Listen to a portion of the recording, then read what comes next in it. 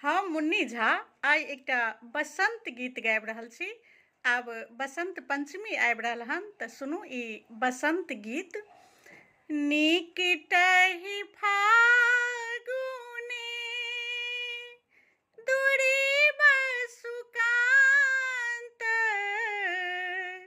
निकटहि फागुने दुरी बसुकांत,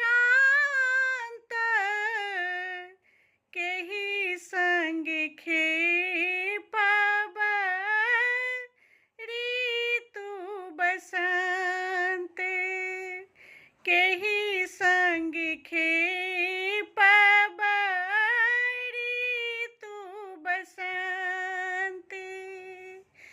उड़ी उड़ी कागा जाहु विदेश, उड़ी उड़ी कागा जाहु विदेश, हमरो बलम सा कहबे उपदेश, हमरो बलम सा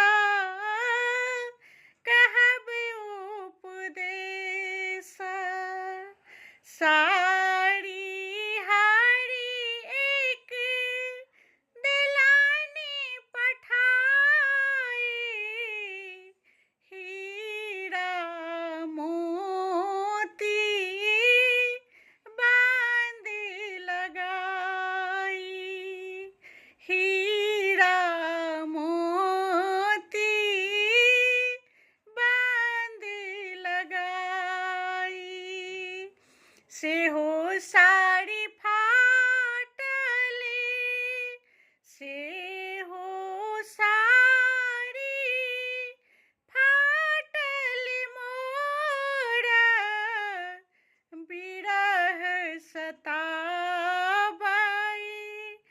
बेरी बेरी मोर, बिरह सताबई बेरी बेरी मोर। भनहि विद्यापति